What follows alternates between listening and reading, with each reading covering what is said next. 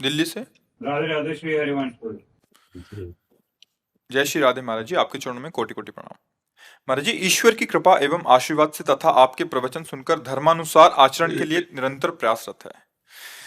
प्रारब्धानुसार यदि कोई बड़ी सांसारिक समस्या सामने आती है और पूर्व जन्म का कर्म मानकर ये विषय हरि जी को समर्पित कर दिया, तब भी क्या ये हमारा कर्तव्य है कि उसके निवारण के लिए कानूनी कार्रवाई आदि कर्म करते रहें? हाँ, करते रहो, ये कर्तव्य और है। ऐसा करने उसके हटाने का प्रयास भी करना चाहिए। कायर बन के नहीं बैठने के लिए कहा गया है। जैसे हम प्रयासरत हैं। जब कंस को आकाशवाणी हुई कि जिस बहन को आप बड़े प्यार दुलार से रथ में बैठाल कर विदा करने के लिए ले जा रहे हो, इसी के गर्भ से जो 8वीं संतान प्रकट होगी वो तेरे मृत्यु का कारण बनेगी। आकाशवाणी सुना, क्रूर कर्मा था। जब देवकी नहीं रहेगी तो संतान कैसे होगी? जिसका अभी इतना प्यार दुलार से रथ पे बैठाल कर विदाई करने के लिए ले जा, केश पकड़ ले, तलवार खींची, वसुदेव हाथ जोड़कर बोले आपको ऐसा नहीं करना चाहिए। आपकी प्यारी बहन है, अभी तो देखो मेहंदी लगाए हुए सुहाग के चिन्हों से युक्त है। आपको ऐसा नहीं, आप वीर पुरुष हैं। स्त्री की हत्या करना वीर पुरुषों के लिए नहीं, शोभा नहीं देता।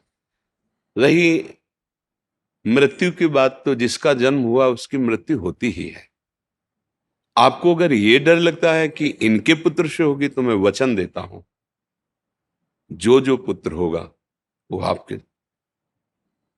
वसुदेव जी सत्य थे, सत्यवादी थे, उसको विश्वास था वसुदेव जी कभी झूठ नहीं बोलेंगे। छोड़ दिया देव।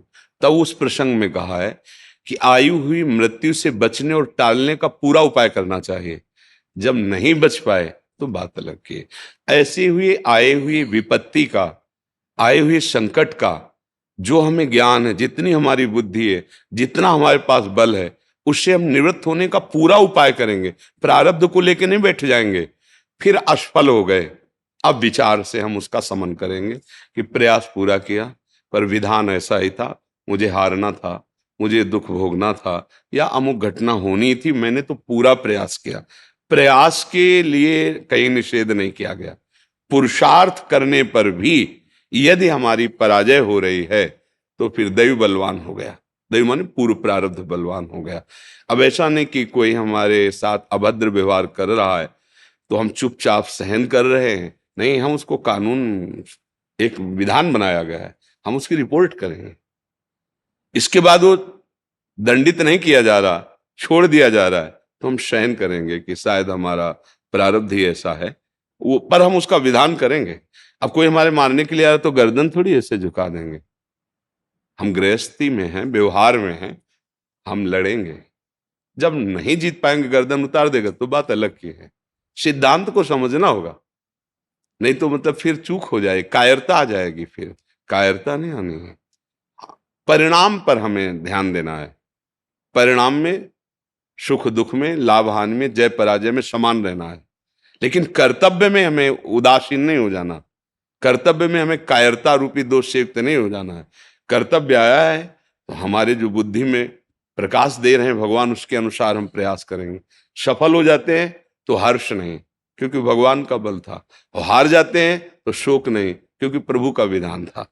ऐसा हम विचार करके सुख दुख से ऊपर उठ सकते हैं। शास्त्रीय विचार या अध्यात्म में संसारी लोग नहीं समझेंगे, उसमें उनकी अलग बुद्धि रहती है। परमार्थ के पथिक को ऐसा ही करना चाहिए।